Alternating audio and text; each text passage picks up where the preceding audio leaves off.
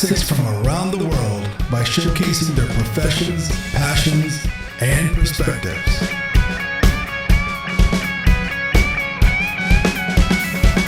I'm your host, Mandheer Singh, aka the Nihung.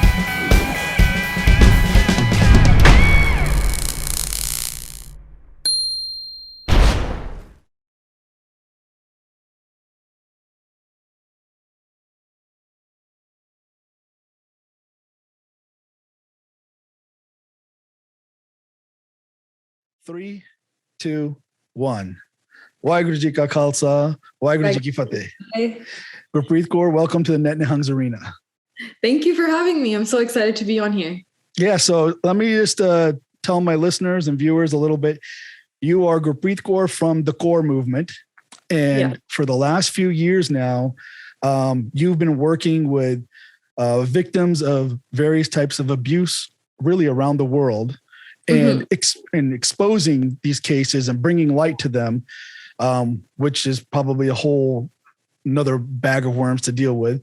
But this has been your passion for the last couple of years. Yeah, 2.5, almost 3 years. Okay.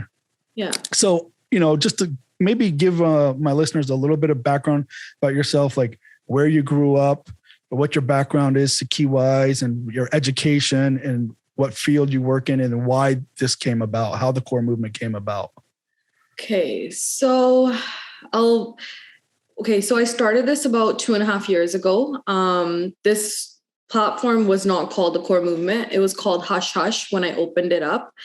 But before all of this, I'll get into my education. I did my diploma at Douglas College, and I graduated in 2014, and I finished my social work community support worker diploma. Then I started working. I worked for seven years in that field. Okay. So pretty much like counseling, one-on-one, disability, mental health, trauma victims. So pretty much dealing with all of that after I graduated. And this is you're in British Columbia, correct? Yes. Sorry, I'm in Surrey, BC. So Vancouver, and I graduated in 2014, and then I did that for a bit, and then I changed careers. So I was like, okay, like I'm helping and everything, but it's not something I want to make more money type of a deal. Right. So I was like, I'm going to do registered massage therapy program. So I got into that, which I realized it kind of like linked up with social work, because it's like the people that are coming in have dealt with accidents, trauma and whatnot. Now we're actually working on the body instead of working mentally, like, one-on-one talks. It's more like physical, like we're doing hands-on, right? So like got into that, just graduated actually, and I'm starting that now. But in between 3 years ago, I decided to open the Kaur Movement after my experience with sexual abuse. So what had happened was I had opened up with my family that like someone has molested me in the family. And I've dealt with this where I was molested like 5 different people. Right. Wow. Through my whole childhood. So like when I was 5 years old, it was my own adopted brother. Like, how you like bring out like India, like, you bring out like a cousin and then you adopt them and you want them to be here. So he lived with us. So in papers and everything, he's my brother. But he sexually assaulted me when I was like 5, 6 years old. And I guess my parents walked in on that one. So like they knew what had happened, but he was sent back to India. And once he was sent back to India, because he was adopted, he had to be brought back here within that year. He can't, like, our parents can't just leave him there. And so instead of my parents thinking like, oh, like leave him at the mama's house or somewhere after he did what he did, they decided to keep him at my house, like where I live. So that's a decision. I guess they were like, oh, she was young. Inu sabak sikh gaya. Inu bhi assi keh ditta, India bhej ditta. Like, where else is he gonna go? And so he lived with us. So pretty much I was with my sexual abuser my whole life until he moved out. And my parents cut ties with him. Right. Did the abuse continue when he came back? Yeah. So I was actually Amritari. As a child. So I decided to do that in Khasa school myself without my parents' permission I was like 5 years old. Your parents were like My observant. my mom's baptized, but my mom was like, you're too young and you don't know. So like, you know, like the Gurdwara, like the Khalsa school, they kind of just, they like in a way forced it in a sense, like, oh, you should be Amar Shak. If your daughter wants to be Amar Shak, why isn't she, like, you know, that type of a deal. Right. So I just came with the whole attire to the house and I'm like, I'm Amar Tari. And I guess like that didn't hit well with my brother. So like he would like force feed me meat. So like everything that was against Sikhi, as a kid, he made me do those. Like he told my parents that I cut my own hair when he was the one that cut my hair. So like, and I never told them anything because it's like, I was thinking like, you guys never kicked him out. What are you guys going to do now? Like, why am I going to share any of this stuff with you? And I guess he had hate towards me in a sense because of me, he was sent to India. Right. It's almost like you're the reason why he got into this situation. But making you eat meat and cutting your hair, was that also because as an abuser, maybe he couldn't see you as religious? Maybe. I'm not like that. Sure. You never got into that or ever? I've never brought this up with anyone. I've never talked about this. Oh, wow. But yeah, it is something where I always think about it. Like, what was the reason for him doing that? And it's ironic because now he's an Amritari. He roams around and I'm not. And it's like, you took that away from me as a child. Right. And I like grew like hate as in a sense, like, hey, like what I've done is such a sin, but it's like, I didn't even do it. I was a kid. I was a child when I did this, right? And then randomly when I turned 14, I told my parents, I'm like, I'm cutting my hair. I can't do Amrit Shak or anything. I just felt so much guilt for eating meat while I'm Amrit Tari. Because like in school, you were internalizing all of these negative things that were happening. So then why continue this guilt? And my thing was, I'm not even following it right. So like, why am I in this? And my parents were very like supporting in that sense. They're like, Jo tu karna chahni hai, tu kar. So like, if you're not comfortable, if you can't like do it, then why like have it on? Like we can, paat karke, maybe in the future you'll do it. And they were also telling me, they're like, you did it when you were like 5 years old in preschool at like the school. Yeah. Right. So they're like, it's not like something that maybe it's just not for you. And obviously like people in my family hated on me for it and whatnot, but they didn't know the actual reason I left it. Nobody knows that. They still don't. Like your whole extended family, everybody's also like Amritari or? My mom's side, like most of them, all of them are. I see. Yeah. So it's just that my dad isn't, my mom is, my cousins and everyone is like actual blood cousins. Yes, they are. Yeah. I see. And I'm like that outsider that's not. So there's that now too, right? But like I had my reasons for it. I'm like, I'm like, linking with Sikhi in a different way, with God in a different way. I don't need to have a robe to like express that. That was my thinking now that I've grown up and whatnot. But more of it was like, hey, that guy's Amritari now too. And he was doing that to me while he was Amritari. So, like as a child, you just start like having hate towards like an individual, and then maybe hey, everyone's like that wears a robe and whatnot. As a child, that's what I started to think. So I would steer away, I would stay away and whatnot. And my parents are very, very, very kind people. So they are very welcoming to everyone. They never say no to anyone. They trust every single person. So like me as a child, like if I'm with someone, like all my family, like we have a small family, but my extent, like my family friends and stuff, they're not blood to me. So I always think now to myself, like, why did they sexually assault me? Because I'm not their blood. They never did that to their cousins. Why me? Why did they pick me? Like, and I'm like, they're not my blood. And my parents trust these people and alone with them as well, like sleepovers to like functions when they're like, like they just trust them because this is family. But they never thought like this would be happening to me, right? Like behind the scene, like, hey, this is like someone sexually assault. No parent really imagines that. And especially, I don't know exactly how old you are, but I'm 28. Okay, so times have changed quite a bit too, because I know when we were younger, nobody thought about that kind of stuff.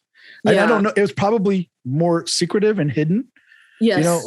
It's not that it didn't exist, but I'm just saying like like my parents were very careful and cautious, but I don't think they were thinking that.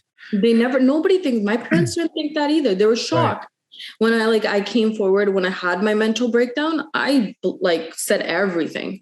I just went off and I'm like, this. I'm like, you guys trust everyone and this is not fair. And I'm like, I was a child and I had to go through this because you guys just trusted blindly.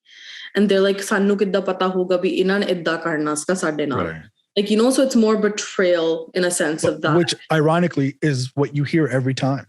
Yeah. Like, you hear that almost every case. It's like, well, no, he was the Granthi. Of course we trusted him. He was your Kirtan teacher, your Path teacher. We trusted him. Exactly. Trusted him.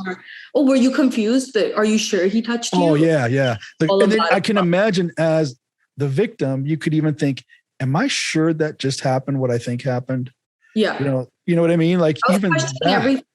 I was trying to, like, at one point in my life, I was like, do I have to make things up to make them realize like my abuse was bad? Like, do I have to lie to make them understand like my pain or whatever it is? Like it just came to that point because it's like, we don't, in our community, we have such bad education. It's just lack of education when it comes to sexual abuse, mental health, depression, anxiety, any of that stuff.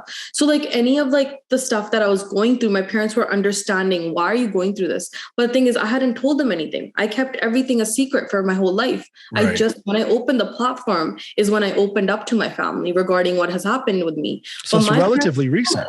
Really recent. Yeah. So they had no idea. They had no idea about any of this kind of like what had happened with me other than my adopted brother. And that's it. So was this all the driving force to push you in this direction that you wanted to help people and educate people? Yeah, it was my own mental breakdown that I had. I left my house in the middle of the night around 1 a.m. and I just ran away. And it was just so weird because it's not something I would ever do. And now that I look back about my mental breakdown and everything, it was not something that I would ever do, like leave my house. Right. And not only did I just leave, I left at 1 a.m., took just a backpack, barely anything in it, didn't know where I was going, ended up at an airport, booked the first flight that was there, which was Toronto, and it ended up in Toronto. Oh, wow. And I was living homeless for pretty much 4 months of my life. So I was like, a mental breakdown was unlike it. It was like a true mental breakdown where it was, yes, I had friends there that I met up with and I would stay with them. Like a family took me in and I would just I just need to run away. Cause I'm like, why did I have to deal with all this? It was like, everything was just coming to a realization. Like, why did I deal with all of this stuff? It wasn't fair to me. And I've been helping with social work. I helped others my whole life, like 7 years. That's all I did. But why didn't I help myself? Like it all just, I guess I just burnt out. And then I had my breakdown and then it just left.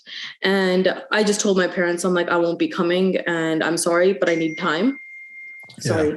Okay. I need time and energy. Like I need to figure my shit out. Like I literally need to figure my shit out because I'm not mentally okay. And at that time I had started the Kaur Movement. So when I had started the Kaur Movement, I was having the mental breakdown during that first 3-4 months. I see. And the thing was, the mental breakdown even went further because I was getting stories sent to me by so many victims. And people are sharing all this stuff with me and I haven't even healed myself. So I'm trying to help random strangers. And I don't know how. I'm trying to help as much as I can. I'll be like, okay, we're going to get you counseling. We're going to find you resources while I'm dealing with I'm homeless on the street, but I'm busy helping people. So if you're empathetic to people's cases because you can relate in ways that a lot of people can't, it's bringing all of that stuff to the forefront for yourself. But it sounds like, because you're saying your parents were so nice and they were so trusting, it sounds like you weren't really getting away from them. You were getting away from that environment. It wasn't them. It was nothing had to do with them. It was just that I guess I just had resentment. I just I wasn't protected. I didn't feel as a child, I was let down. Yeah. So for me, I was just I just need to get away from everyone. And I think the tip of the iceberg was when I was getting so many DMs on the Kaur Movement asking for support, because I opened it and the third day I started getting messages. And then sexual abuse victims are coming forward. They're sending me videos of themselves being sexually assaulted. They have proof. They're sending me domestic abuse cases, like they're like bruises, and they're sending me proof of themselves. And I'm dealing one-on-one with victims that are saying, come and get me out of my house. Come save me, like if you can, or like, can you do this for me? Can you do that for me? And I'm not saying no to anyone. Like, I'm just like, okay, like I'm coming to your house. Where are you? Let's get out of there. If something's going to happen tonight, I'm going to be outside. Like in the beginning, my first year, I was like in the middle of the night going to victims' houses and taking them out of like situations. Like that was my life for like a year. And so like you were doing all this by yourself? All by myself. I've gotten into arguments with people that were abusers. I've had abusers. I've confronted abusers one-on-one in the middle of the night saying, this is what you did and I'm going to expose you and like this and this and this, and them apologizing. I've never made those public. I've never it was me just behind the scenes helping as many people as I could. And then one interesting thing I saw that you posted along those lines was, I guess it was one of these cases in the UK, one of the more recent ones that, I don't want to get into details unless you want to, but what was interesting is the night before you released the information, you let people know that I'm going to be exposing a prominent pracharak or whatever the language you used. I couldn't believe it. I had to read it and I was like, my mind was just blown because you hadn't given any details. You just announced that you're going to expose somebody. And like 3 people contacted you and asked you, are you talking about me? Please don't do this. That was the most messed up part. I didn't have that. We're talking about the Derby case. So this is Pai Sukha Singh from the UK. Right. He didn't contact me directly. He contacted someone I know in India. Okay. And then he literally contacts me through someone in India and said, I want you to like meet the person. I want you to talk to him and make sure that she's not exposing me. So what he was doing was he wasn't contacting me directly. He contacted someone in India, which is Amritpal Singh Mohan. Yeah, I saw on, yeah. He contacted him and pretty much said, Bhai, mainu ta lagda hai mere baare kuch likhna hai, like, can you just confirm? And then I had a call from Amritpal. I had not even mentioned Bhai Sukha Singh. I had not mentioned that I was exposing him or anything. Was he the one that you were going to expose? He was the one you were going to expose? That's the one that I exposed first. And then I exposed the 2 Granthis after. Right. Okay. Right. So that was the first exposure. And that one I've been waiting for a year and a half. And I had exposed him a year and a half ago on my platform, but my platform wasn't big enough and he just ignored it. But then now that my platform had grown, because at that time, only 1 male victim had come forward. I see. Now this time I had 6. So it took me a year to find 6 more. I see. I was like, if there's 1 and this happened at a Gurmat camp or whatever it is, that means there's more victims. Right. So eventually, like the amount of emails I get, amount of everything I make files for each person.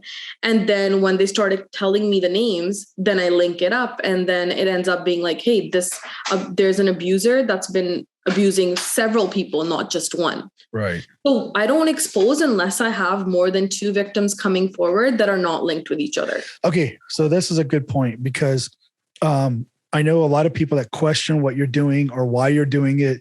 One of the things that always comes up is, and again, I'm not being devil's advocate or I'm not picking a side here, but I'm just saying like that the way people sometimes approach this is, how do you know it's true? Why are you exposing these people when you don't even know what happened? You weren't there. So how do you build your case? Because you know that I'm going to put this out there.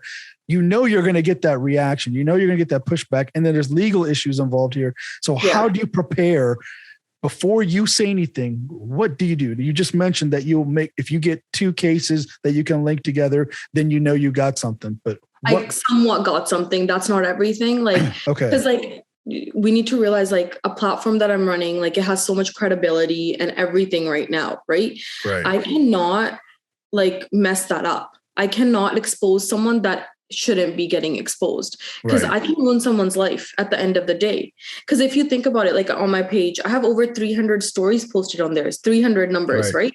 So over 300 stories posted on there. And why is it that out of 300, I've only exposed 4 people? Yeah. There's a reason for it, because I can't explain. People want, like, everyone wants those stories. They want names to be said. I'm like, sorry, I can't. Because at the end of the day, I do not know how real and like truthful it is. I believe the victims. I know what you're saying. But if there's no evidence, there's no concrete evidence or more victims that are saying the same thing, then I can't expose that person, because how am I going to back it up? I'm the one that's going to be answering to everyone, not the victim. So you are very careful. Well, you have to be very careful, because like, if you're not, then, you know, like, I can ruin someone's life. Because imagine if someone did that to me. Yeah. Right. Now, like one of the cases, it's many people were accused of conspiring together to create a situation from a camp or something where some abuse took place. How do you make sure that everybody that's being mentioned in a case like that is legitimately involved? Yeah. Okay. So for example, like the Derby case in the UK. Yeah. So the Gurdwara rape case where the 2 Granthis was exposed on my platform. Everyone that I mentioned, well, the victim mentioned in her story, like the organizations and whatnot, I have proof of text messages and I have proof of voice recordings and I have proof of everything. We took a whole year and a half to build that case. So I told that victim, I'm like, make sure you reach out to every Sikh association that is there that will help you. Yeah. And I want to see what feedback you get. And if you get the support you need. She didn't get it. She got accused. Right. You saw the messages. Yes. Her own committee members are saying certain things to her. Like, you know, that was her like support. That was also shocking. Like it starts off where it's almost like they're being nice and they're almost setting her up for, okay, talk to me, tell me what you got. And then then all of a sudden they would turn around and call her names and say she's to blame. Like, you know, all of that. They're ignoring the fact that 2 Granthis had sex with her in a Gurdwara. And that girl, the victim, she went to that Gurdwara for help. She was living there with rent at the Maipa Go room. They had it was a room called Maipa Go room. I see. She was staying in that room. And the reason she was there, so like she's in the Maipa Go room, right? So the reason she was there was she was leaving a domestic abuse situation. She has a very vulnerable past. Like it's very traumatizing that what she has gone through. So when she got to that Gurdwara, she was very, very vulnerable. And she was getting into Sikhi and she wanted to learn about Sikhi. So when these 2 Granthis were like, we're going to teach you and everything, they took advantage of her in that sense. Right. Then they started saying things like, you're hanging out with us. You can't tell anybody that we're doing this to you. Like, you know, because she was raped 18 times. Wow. Every time she was in that room. And it was there. It only happened there. And they just kept going in and out pretty much whenever they pleased. And she felt like she couldn't tell anybody, do anything regarding it. And she was just so scared. She's like, what am I going to do? Where am I going to go? And it was just that. And it's just so sad that she went there to learn about Sikhi, connect with Sikhi so she can deal with her trauma of like an abusive relationship, her past and whatnot. Right. And this is what happens where she went for safety, like a safe, secure place. And now like those same people are still committee members. That's their new lead like team. The people that like did not support her. And I'm asking you, like the woman that's currently the safeguarding person there, my question to her is, she like did not help this person. What education does she have to do this then? Because like the way she talked to her as a victim was so wrong in so many levels. From what I've heard that she's a teacher, but I want to know what training she has to be a safeguarding person at that Gurdwara.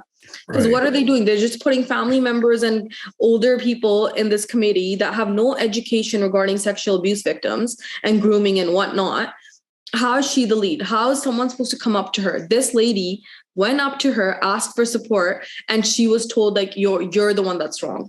Yeah. And you know, it's interesting because we all feel like we need more female representation in our committees and in the Gurdwaras and playing different roles, not just in the langar, right? Yeah. So we want that, but then you still have to have certain qualifications because I can see if it was just all men, it'd be easy for people to say, well, I was seduced. She seduced me. Well, I made a mistake. That's all they got to say. And most men are going to be like, oh, okay. Yeah. Cause what do they know? They're just gonna kind of be like, okay, that must be what happened. Cause I could see that happening to me, or whatever, however they might be thinking. So, but even in this case though, having a woman in that role didn't help. She went to everyone. And it's, what's so sad is when she came to us, she was at a very suicidal state. So we were like her last hope pretty much at this point, because she's all the way in the UK and she's contacting the Kaur Movement here. But then I linked her with the UK movement. So there's the Kaur Movement UK as well, right?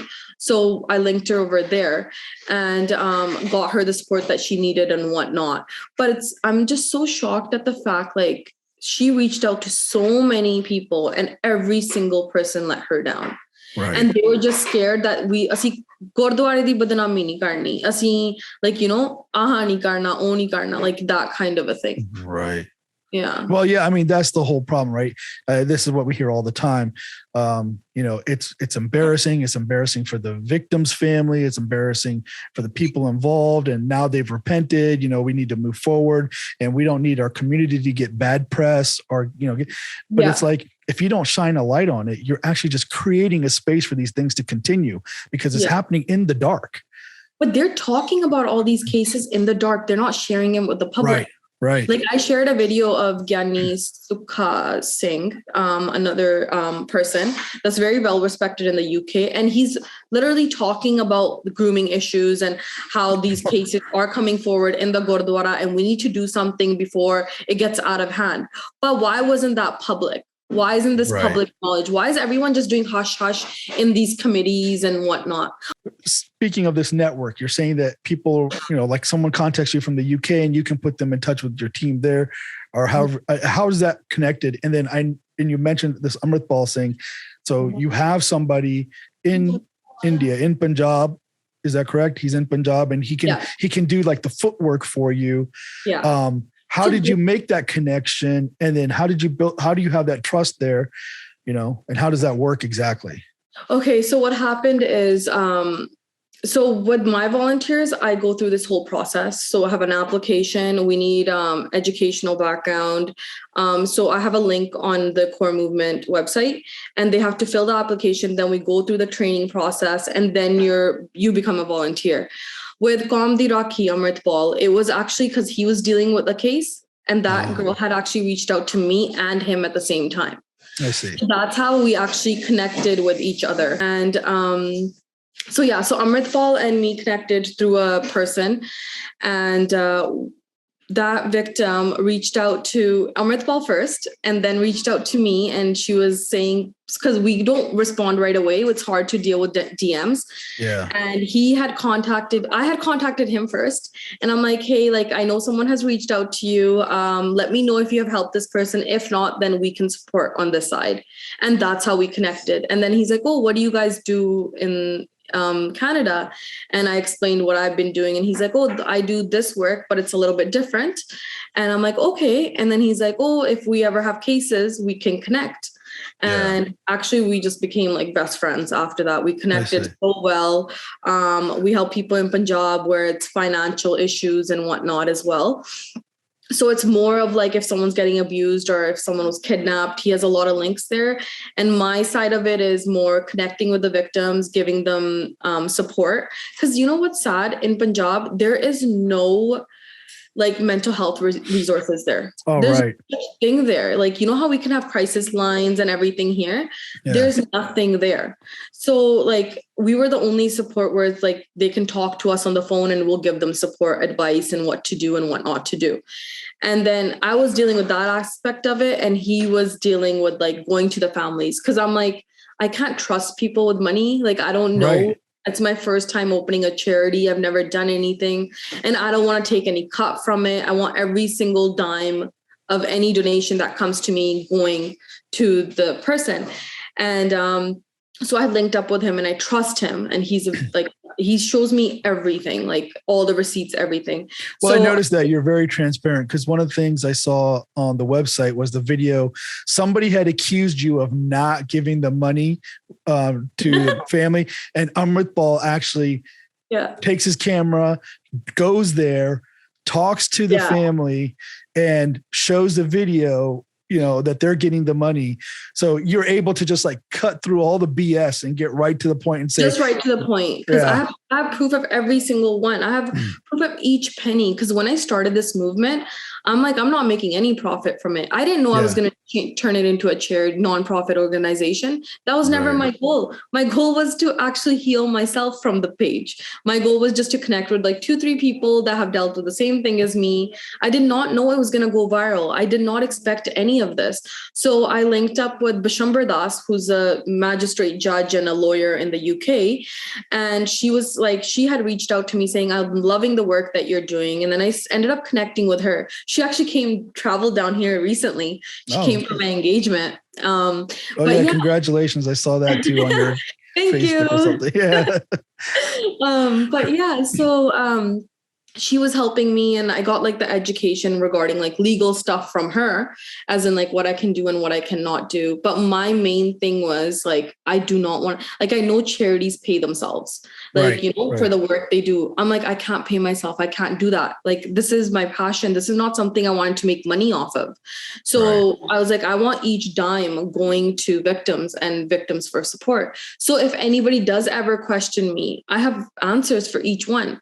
And I'm just going to post it up. Like, okay, I think I saw somewhere too that you had like a log. You're like transparent about this much has come in, this much spent on this. You know what I do? I just take a screenshot of my bank account. I'm like, okay, guys, this is how much money I have in there now. So if anybody needs support, reach out. And if I can send you money, I will send it to you. Like, I'm very transparent like that, because like, I have nothing to hide. If I had something to hide, then I won't be showing that stuff, right? Like, anytime I've made Amritpal do this one thing when we started working together. I'm like, if we're going to work together, you need to meet up with the victim one-on-one, make a video. If they don't want their face shown, that's perfectly fine. Just blur it out. But I need proof, because I'm like, donations are coming to me. I've never ran a charity before. So I need proof, and like, this is how I'm going to show it. And people that want to donate can donate, and then people that don't trust, just please don't donate, because I don't want to keep answering to everyone, right? Because like, I have other things to deal with, like so many cases coming in, and people are like, questioning where the money is going. And I'm like, you guys can go through my whole Instagram, go through each video, and you can see exactly every penny where it's spent and what family got what. And then there was accusations like, oh, this one family, you said that they got money, but they didn't. Yes, you were telling me. Amritpal went to the house. Ask them directly, and that's it. And then we don't have to answer to anyone after that. Yeah. I mean, it's interesting how you have this all set up, because it also seems like you become like a central hub to give people the help they need. You're not necessarily providing all the help directly. You're putting them in touch with the people in their area or professionals that they can talk to help them get through what they're. So I'm certified to like help. So I can, but it's like, how many people can I help? Because I got so burnt out in the first year that I was just going crazy. I'm like, oh my God, like I wasn't sleeping. I was just helping, that I burnt myself out. And because I was like, I know how it is to feel alone and not have any support. So I can't say no to anybody. Anybody that's DMing me, I'm going to help. Then I started realizing like, I can't do this on my own. This is growing like out of hand. Like I didn't know it was going to grow this much. And so I was like, I'm going to get sort of professional volunteers to start helping me. And I was so shocked at how many people want to volunteer for the Kaur movement. Yeah. So that was a shock overall as well. And I'm like, this is great. Now I actually have professionals that I can link them with. So just in case, like 24/7, if anybody needs support, you can email us and we will connect you with someone. We'll give you a number. We'll give you something. If it's not with the Kaur movement volunteer, it'll be another resource. Like I have to have something, because I don't want anybody like, like not having the support and feeling alone. That was my main thing, because I know I've been through it. And it's ironic because like when I started the platform, I went to the Gurdwara and just before starting it. And it was really weird. I did not have this energy, this strength, this like, anything in me. That day when I went to Matha Tek, and I always post this one quote on my page very often. It's like, when I kneel down in front of God, he stood up for me. And when he stood up for me, I realized nobody can stand against me. It was 2 days before I started the platform. And I don't know how to explain it. I never believed this kind of stuff. But when I went in, when I left, I felt a very, very different energy in me. Like the strength all of a sudden, like how I'm like running the move page, how it's growing and everything. It was just really shocking. Cause like when I went there and I prayed and I was like, just give me strength to like start this movement. Right. And that time it wasn't even a movement. It was called Hush Hush. In the middle of the night, 2 a.m., I was crying with my dog sitting there. And I'm like, I'm going to make this a movement. And then I just changed it to the Kaur Movement at like 2 a.m. But it was actually called Hush Hush. So it was never planned. It was never a plan. It wasn't a plan. So like that day at the Gurdwara, the energy I got or something, I don't know what it was. It gave me strength to open this platform. Because I didn't like even when we do Ardas in general, a lot of times we frame it as, oh, I'm praying to God and then God's going to give me, Waheguru is going to bless me somehow, do kirpa, and this is going to, of course that is happening. I don't doubt that that's happening, but really what we're doing, and the reason why we remember the gurus first, and we remember all the martyrs and Panch Pyare and the Sahibzade and all, it puts you in a mental state to realize that I can do whatever needs to be done. Yeah. Right. It's really putting you in a state of empowering yourself, and you feel empowered because you feel like you have the power of Waheguru behind you because you have this history behind you. That's exactly like 100% what you just said. Like waking up in the morning, like I have no stress. I have no stress. And everyone thinks like I run the Kaur Movement. I'm probably very stressed out or whatever. Yeah. With cases, like, it gets frustrating. You're definitely busy. Yes. You've been hard. Sorry, I've been, what is it? 2 or 3 months I've been trying to get you on. That's my bad. It's like one thing I did promise to myself though was like, hey, interviews, TV shows, none of that matters first. It's like if a victim needs me, I'm going to be there. So that's the only reason, or I don't like, I always. And I totally, I was totally fine. I'm just kind of teasing right now. I told you, but even if you wanted to cancel again, I was fine with it because I think the work you're doing is so important. I want to help get the word out. It's not just get the word out. Honestly, maybe my ulterior motive here is I'm reading your stuff and I'm getting a perspective and I'm seeing people, even people that I know, questioning, how legit is this? This is dragging people's name through the dirt. There's defamation issues, which I want to come back to that for a second too. But I'm seeing this perspective and I'm like, no, you guys, this is working at a different level. This is really putting evidence together, and I could see that if you take the time and go through all your material, you'll see that that's the case. And then when you read all these DMs and messages you get, even the attacks, I mean, people attacking you and accusing, the one that boggles my mind that, oh, you're not even Amritari, you're not even a Sikh. Why is it called the Kaur Movement? Why is it called Kaur Movement? You have no say in our affairs. And it's like you are helping the Panth by exposing the very dark and evil things that are happening. It's funny how you mentioned the Panth because when I exposed Bhai Sukha Singh, Dal Panth in India targeted me partially. They made a video pretty much saying these accusations are lies. And then when Amritpal went and kind of talked and I talked to them and saying this is the proof, then they all went quiet. Yeah. There's no apology. There's no, hey, we're behind you. There's no, none of that then either. And they're just quiet. And it's like, how do you guys just why is this all hush hush? And you know what? I have a recording of Bhai Sukha Singh and me talking of him pretty much saying everything. And he had asked me, he's like, present me in front of the Panch Pyare instead of making this public. Yeah. And I'm like, oh, so for Amritaris, this is their leeway. This is their way of getting out. Unhone saza de dani hai. I know, but you know what? Hang on. It's not like this. I know, but hang on. It's not like this. I do want to clarify on that point. I think it is okay for the Panch Pyare to deal with people in the Panth that commit, karats or however you wanted to. But how do they deal with it? But hang on, that's the point, right? Like, okay, now who are the Panch Pyare and what qualifications do they have? Can they understand these issues? Can they make these kinds of decisions? And will they take legal action? Because it doesn't just have to be like, oh, go do 10 Japji Sahib parts and do Pandey and the Seva and you're good. And why is that's not acceptable? Yeah, that's a whole nother thing. But I'm just saying, I don't understand that though. If there's a predator that's been in our in our circle, right, you need to call it out. We as Sikhs say, this is the truth. This is everything. Truth is everything. But why are we hiding it? Why are we hiding it from the Sangat?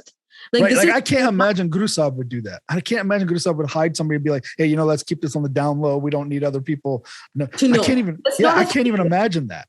So like back in the day, Panch Pyare, that was truthful. That was real. That was, nowadays, eta bahana ban gaya. And that's the sad part. When he said that to me, I was like, oh my God, because he knew most likely. He knew most likely they're just going to have him do some seva type thing and it'll be done. And then nobody has to know and he can move forward guilt-free, quote unquote, guilt-free. Guilt-free. Yeah. And he's like, you can pick any Panch Pyare that you want. He said that to me. Yeah. He's like, you can be one of them. And then, you can pick 4 more. I was so confused because I don't have that. I'm going to be really honest with you. I don't have that much knowledge. And I'm like, Panch Pyare, I'm like, you're dealing with me. I'm like, I'm not bringing anybody in. I'm like, I deal one-on-one and I want you to apologize to the victims. And if you're not willing to do that, this is going to go public. And I'm like, I cannot have you working with young boys at Gurdwaras. Right. I cannot have you preaching because I'm like, you have done this to too many people. I'm like, you need to leave preaching and you need to apologize to these victims. And at first, like, he was like, okay, let me think about it and whatnot. And then after he's just like, no.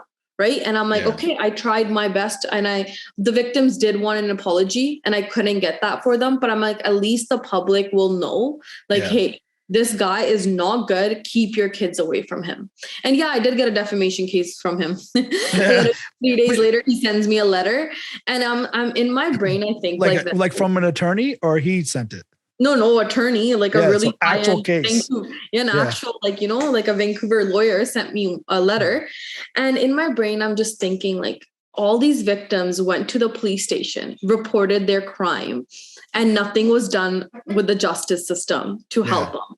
I'm like, now let him go through the justice system, go through it, go through the defamation, go through the whole trial and take me to court. Well, defamation is something that's untrue. If you have evidence for it being true, then there's no case. I said it. I'm like, it ain't defamation if it's the damn truth. Right. So you take me to court. And I'm like, I would love for you to take me to court because I'm like, this is the truth. And once you take me, I'm going to lay out the truth. And then what's going to happen? The case is going to turn. And I'm sorry, just like rape cases, they don't go anywhere. Only 3% of cases even get a conviction. Defamation cases are the same thing. So you guys want to take me to court, you go ahead, but I'm standing by the victims. And just because you're sending me a letter doesn't mean I'm going to stop saying the truth. Right. Because my thing is like, I don't want any other child to go through what these kids have gone through. They're grown ass men. Now they're married with kids and they're coming forward to me with their stories. And you guys are like, the community is questioning the victims and not the one banda. Well, that's that always happens. We always question the victims. It's like that's so interest. sad. I know. I agree. Especially when there's 6 men that are not linked with each other are coming forward with this. Right. Like, what are you guys doing? No wonder victims don't come forward. No wonder people don't share their stories because look at the judgment we get in our community. Yeah. We've created a protective bubble for the victimizer. They say, oh, why did a victim take 5-6 years? Learn what the traits are of like sexual abuse victims and what they go through. Yeah. That's common. That's common for it to come. It took me so many years. The victims are taking years too. And especially him being a powerful person, they're not going to just, bring that forward. They're not going to be like, oh, this Granthi did this. Nobody's going to believe them. And guess what? Nobody did believe them. These men went to Gurdwara, told them this guy is a bad guy. And yet they still continued working with him. So of course I had to make it public. My goal is not to expose people. I hate exposure. That's the worst part of my job, to be honest. That's the only part I stress about. My thing is always to fix this behind the scenes, get it over with, whatever the victims want, get them so they can start healing. My thing has been going digging up the past. My thing is I want to help the victims that have come forward, and that's it. That's my goal. That also means the victimizer has to acknowledge what's happened and then remove themselves from any positions of power. Yeah, exactly. And I've done this in the past where there's so many victims that have come forward and I've gotten their abusers to apologize to them. And that has helped victims so much in moving forward. So I don't make it public. Why do I need to make that public? Right. I don't need to. I'm not here to expose. I'm not here for like likes, views, or like, shame karo, but like this and that. The only time I expose is when it's gotten out of hand.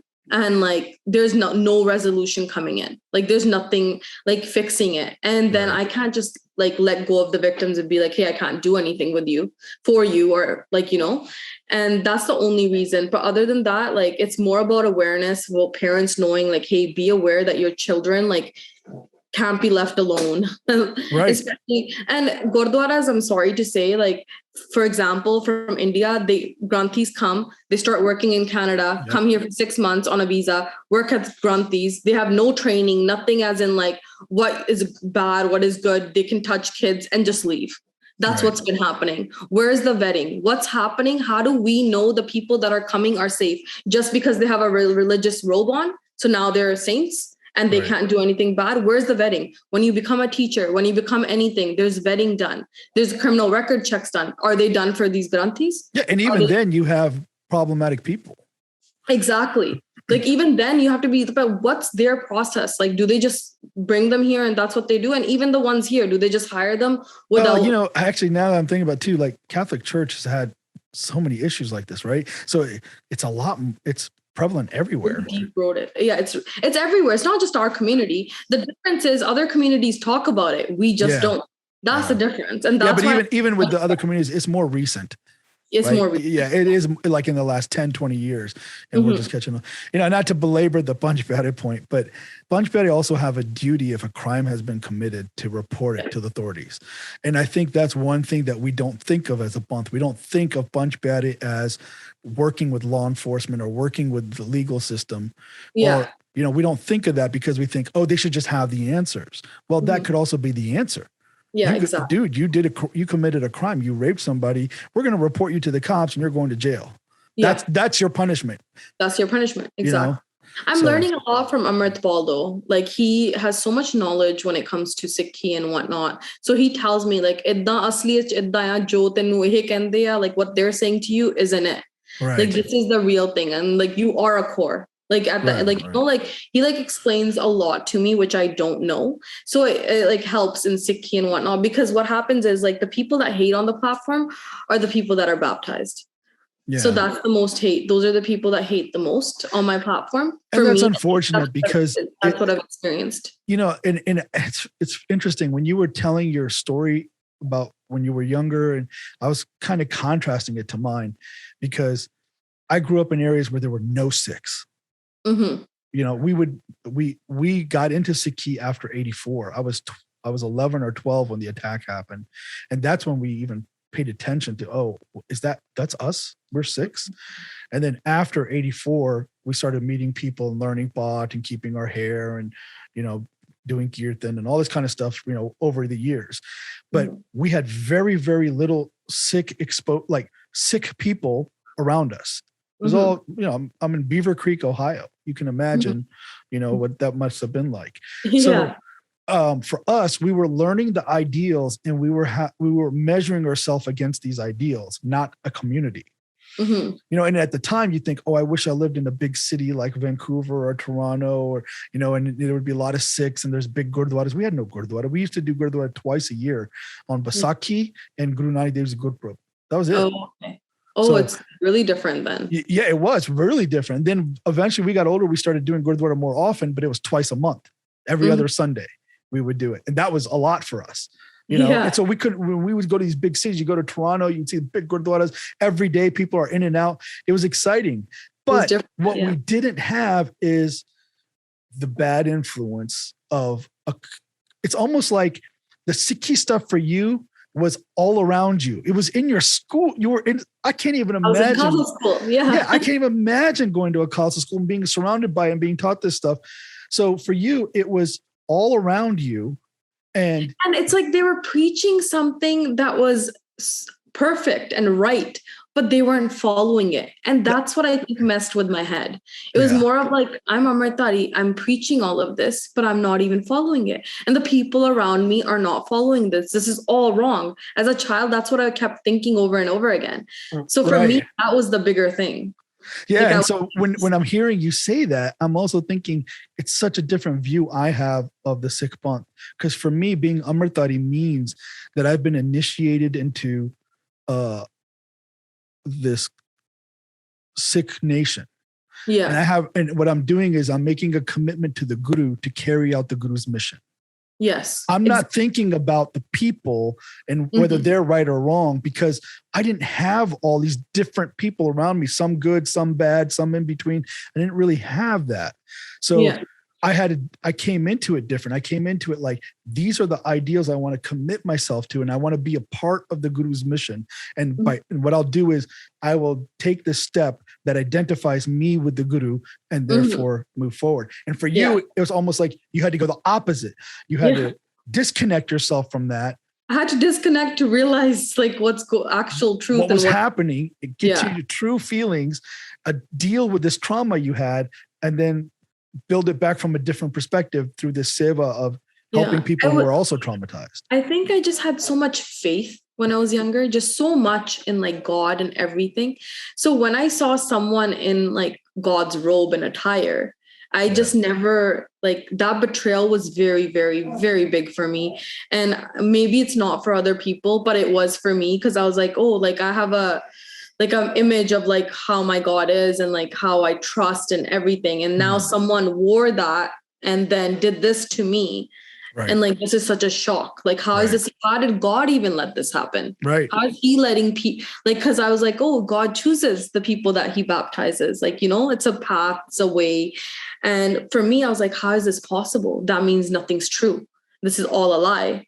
And that's in my teenager years, that's what I started thinking. But this is all a lie. This is wrong. Like, this is not even true. What we preach, we don't even follow it, but they say they follow it. They say that there's no caste system in Sikhi, but we follow a caste system. Everybody, I was just so confused. I saw your recent post about that too. You did that survey.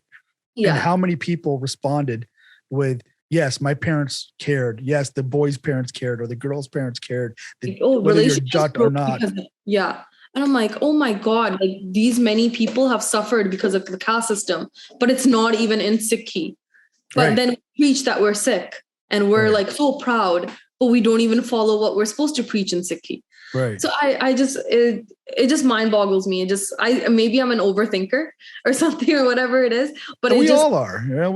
We all do this. Hey, honestly, if you don't question Sikhi and question the existence of God and question whether the Guru is right or not, then are you really engaging with the Guru? Are you engaging with the Gurbani? Because I need to have some signs that this is correct.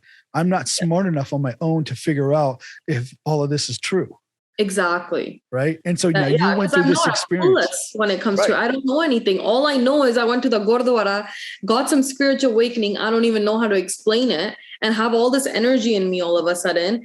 And like, I'm waking up happy. I was such a depressed and like, you know, I was going through so much like in the past, like a couple of years ago. In one day, everything just disappeared for me. Yes, something's there. Obviously, some sort of energy there that helped me. And as a child, I used to believe that energy and everything. And that was taken away from me. And then after, when I started the movement, it came back as in like, hey, this is the path that God has chosen for me and I'm going to follow it. If it's God, if it's an energy, I don't know what it is, but like, it's something that I believe in, and it helped me go through my trauma. Like, I'm alive. Like, at one point in my life, I wasn't thinking that I was going to live, right? Like, I was thinking I'm going to kill myself. I'm like in Toronto in the middle of nowhere, like roaming the streets.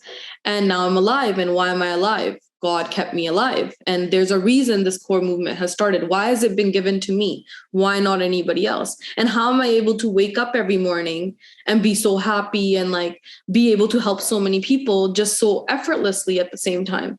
Because what happened recently is I've never felt like I've accomplished anything, to be honest. Like the 2 years I've been running this platform, I've never felt like I've done anything big or good, but I get so many messages saying, oh, you saved my life. You're so inspiring. But I never felt that I have. I'm like, I've done nothing. Like, there's nothing that I've done. And then November the 16th of this year. So 3 years ago on November the 16th, I went in to the police station to report my abuse. I wanted to report it. I'm like, I just want to go the legal route. I already know it wasn't going to go anywhere because of lack of evidence and how long ago it was. Statute of limitations, yeah. Yeah. But I'm still going to go report it. And that cop that took me into the Wally police station, took me into this one room and like recorded a 3-hour interview of like me explaining what had happened to me and how I want to proceed with the case or whatever. And then I went to that same place again, and they just pretty much told me that like, because of the lack of evidence, this case isn't going to go anywhere, but we'll have it on record. And like, we can provide you like victim links that you can talk to, but pretty much said it's not going anywhere. There's no point of wasting your time. So pretty much I lost hope with the justice system as well at that time. Yeah. And that time I had not started the movement. And now, November 16 of this year, I got a call from a police officer, same police station. And it was from the UK. Someone had complained from the UK saying I'm threatening someone or whatever there. I do not know.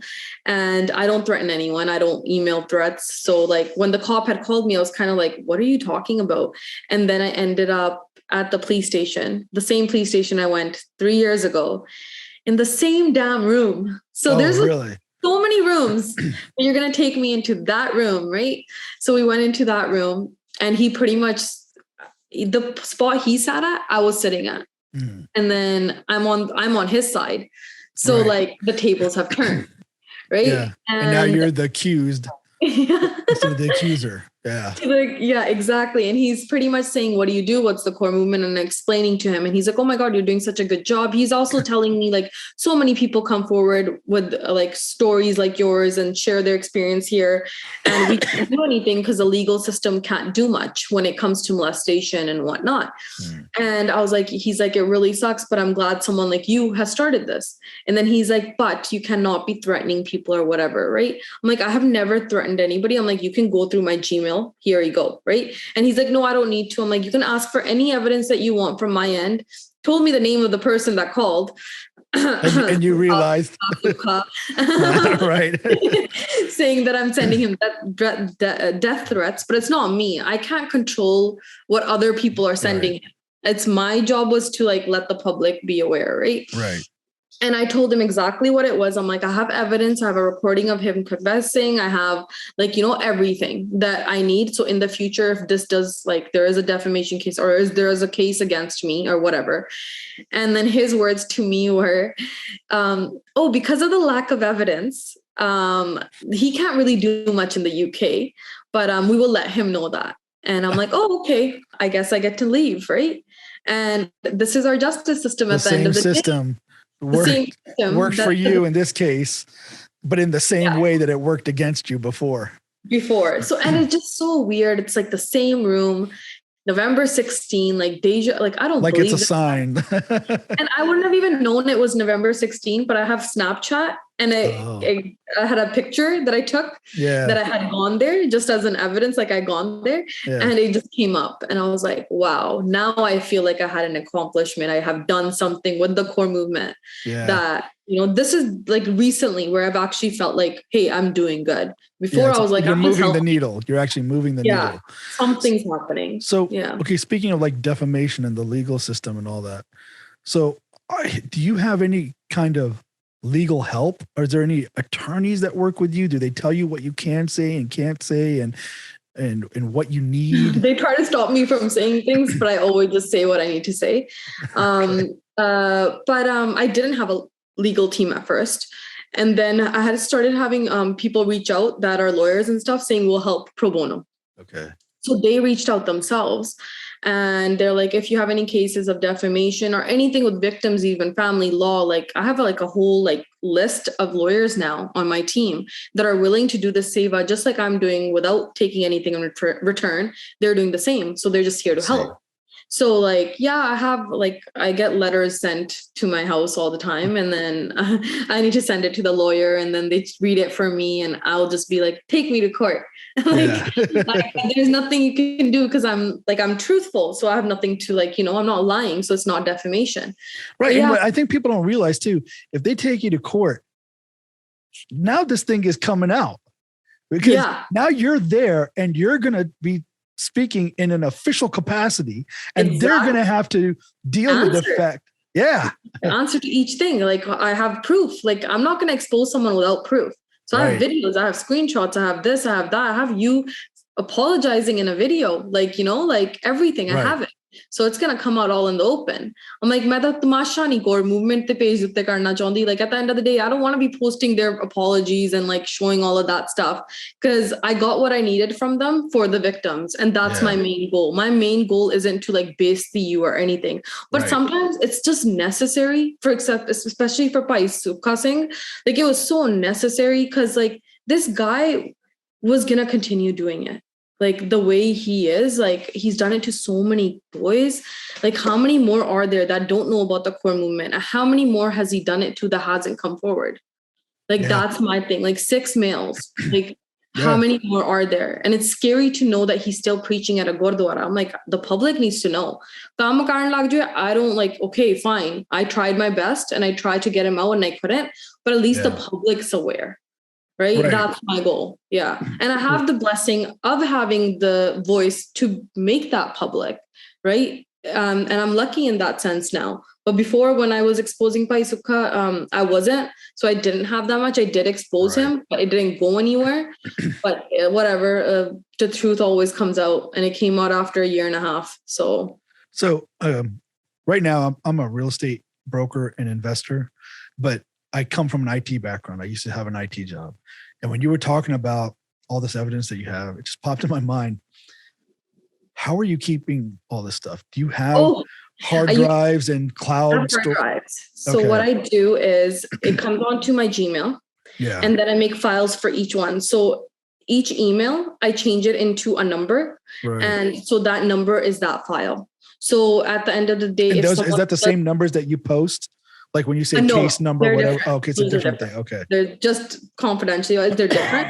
But I make sure that I have files for each person, hard copies of everything. So I'm like very, very like.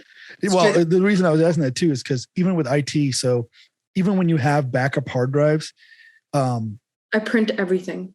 That's good too. But when you store all that in one place, like your house or an office, there's always chance of water damage or fire damage, and then no, it's not. So all my stuff is at a bank. Okay, like I have a locker there, and I have everything a safety deposit box or whatever. Yeah, so they give you like a little thing from.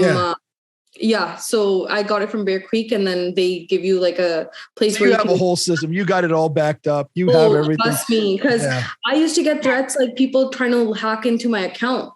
And everything. So like I made sure that I have everything, and confidentiality is my main priority here. Cause like, I know how trust gets broken and how hard it is. And these people are coming forward, sharing vulnerable stuff with me that don't want anything to be leaked. So I make sure like everything is where it needs to be. Like nobody knows, like my partner doesn't even know, my family, like nobody knows anything.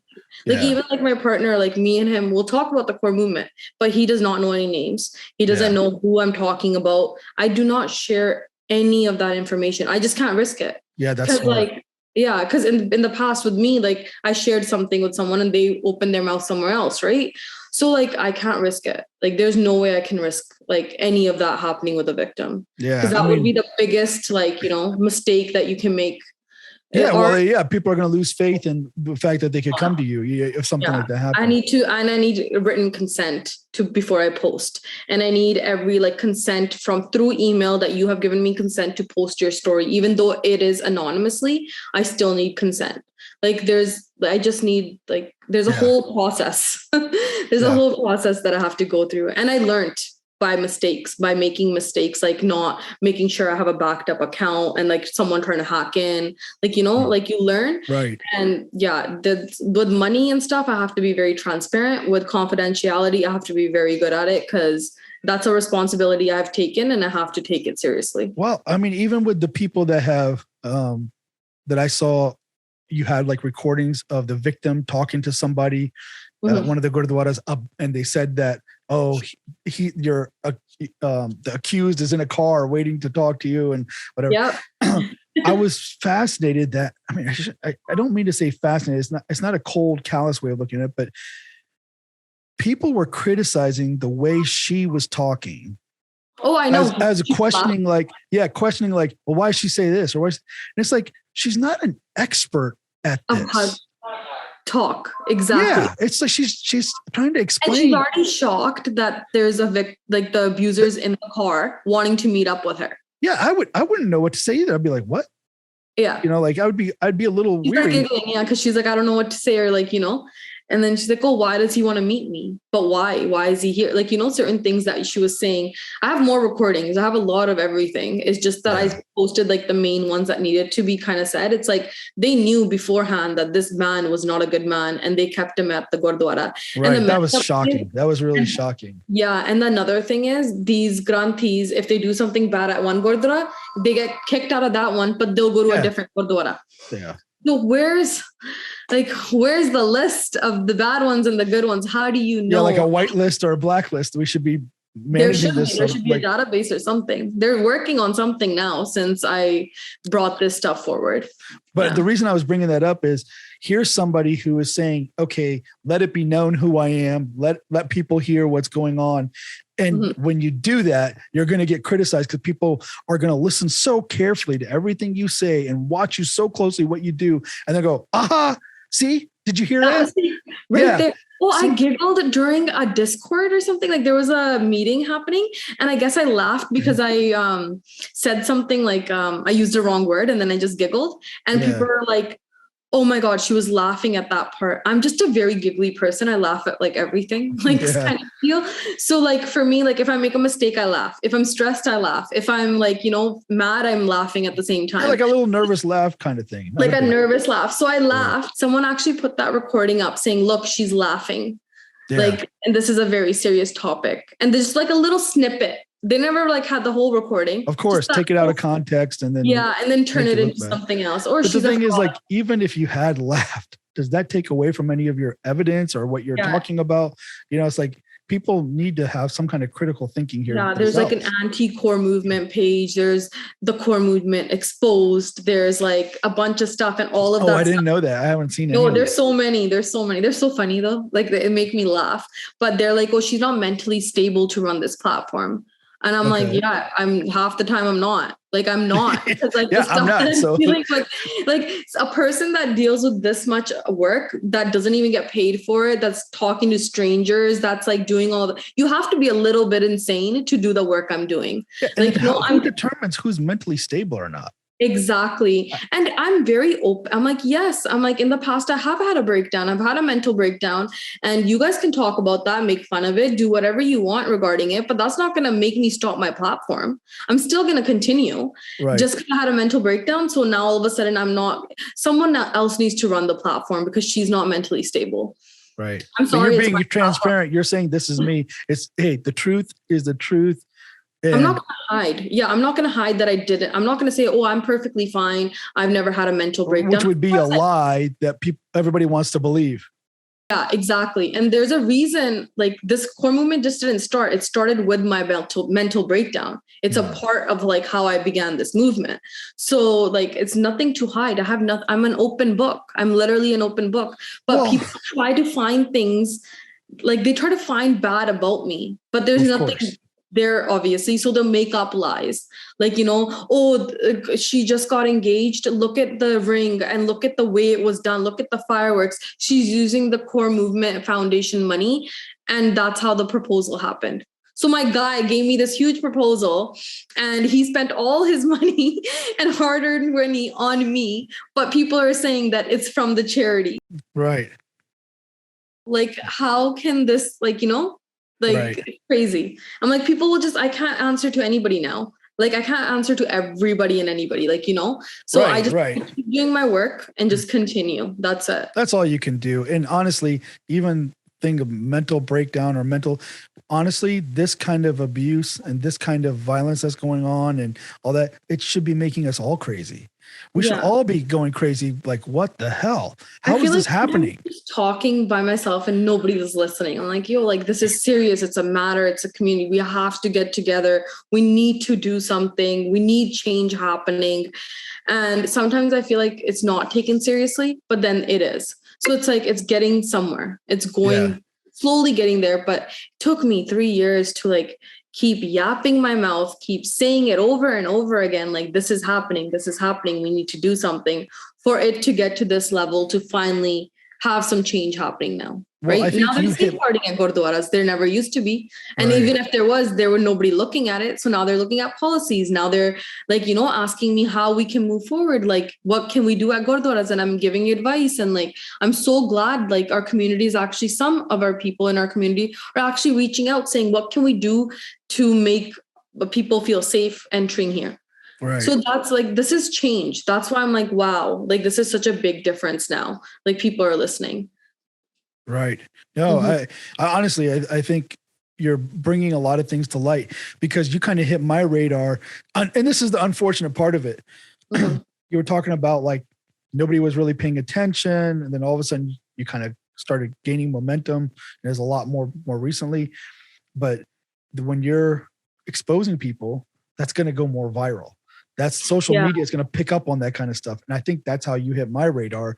I was like, wait, what is this? And I'm looking into it and I'm like, okay, what's going on here? Because I mean, I don't, I'm also worried about the image of the Sikhs to the world, but not to the detriment of the protection of innocent people. Like, if we're doing something wrong, if it's happening in our community, it's our duty to fix that, because we're gonna put Sikhi or culture or religion or anything. I just want this not to be happening, because the people that it has affected and has happened to, they've left Sikhi, and that's my concern. My concern is people don't want to enter gurdwaras, and I don't want them saying that to me. I hate hearing that.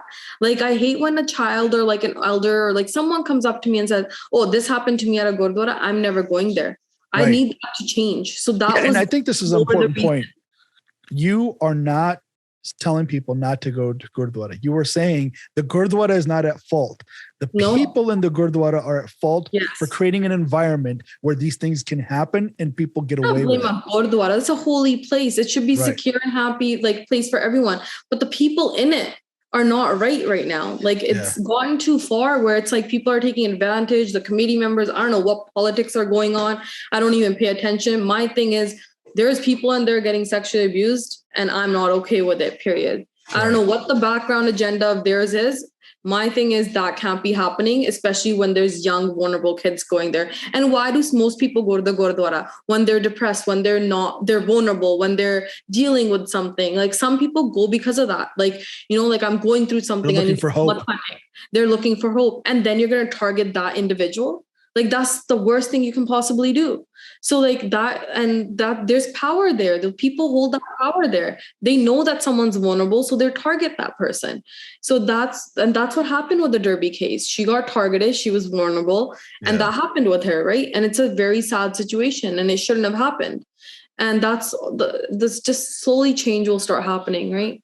So quickly, maybe take as much time as you want, actually, but the process, if somebody has been victimized, what do they do? How do they get in contact with you? And what can they expect to happen? Okay, so right when they contact is always through email. So it's the info@thekaurmovement.com.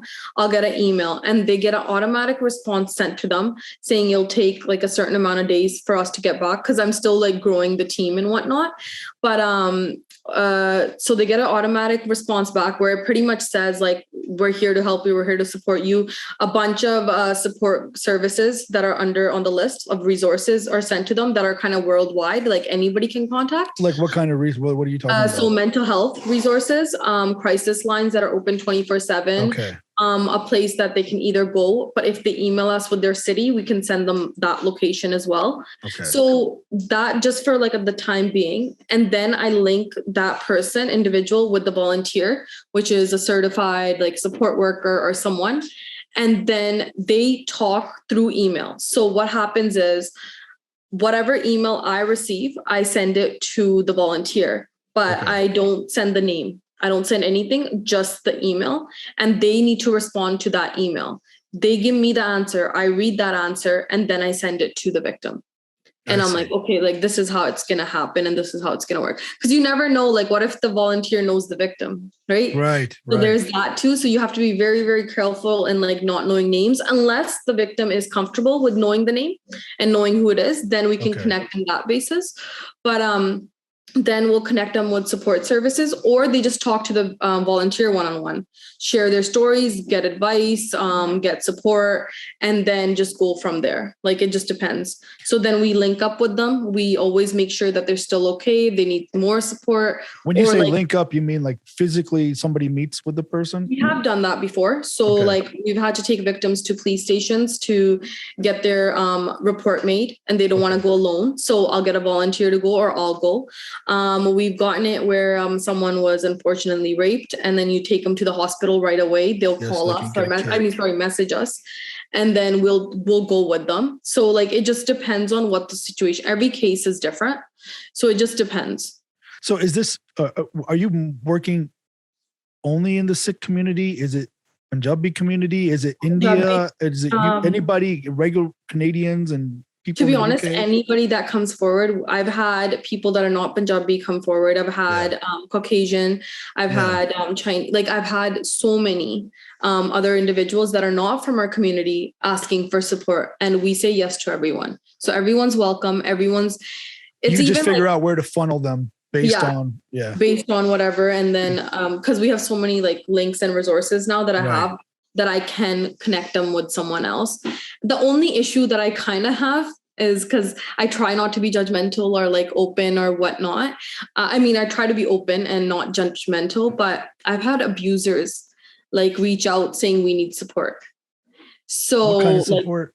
So meaning as in like, they're going to share their story and they're going to say like, hey, this has happened to me. Oh, and like kind of apologizing, and saying like, I did this a long time ago and I need help in a sense of like, I don't want to do it again. Or it's like, I just need support as in like, I committed a crime and I shouldn't have done it and I need to heal from it. So that was a little bit hard to deal with, but I understood. And I'm like, hey, at least they're reaching out. At least they're asking for support. And then I connect them to the right services. And there are services and resources, people that deal with that kind of. Yeah. That's interesting. Didn't even think about that. Yeah, there is. That's really good to know. As far as like all the stuff that you're doing, is there any kind of package you're putting together that can be disseminated to gurdwaras, or maybe even like educational material that can be taught in the Punjabi schools and Gurmat classes and things like that to get people, especially, it's one thing that the committees and all the people that we deal with, the reason they're covering things up is they actually don't know what to do. They're ignorant. They don't have the skills or the knowledge to actually know what to do. So they do the best thing they can think of, which is kind of cover it up.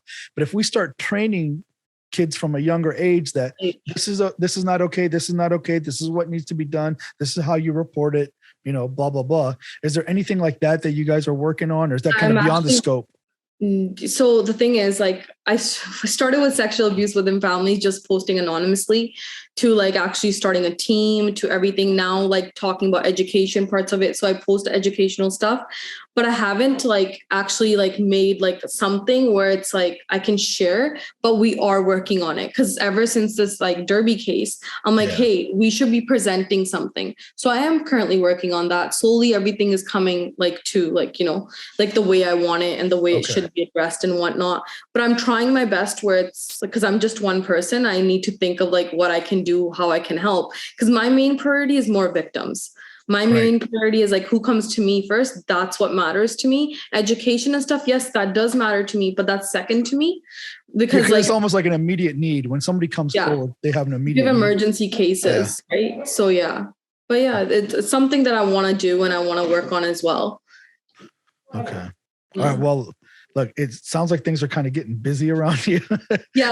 I was like, just kidding. We went longer than usual. No. I'm totally. I could go for hours still. Yeah. Because I feel like there's so much that we could dig into.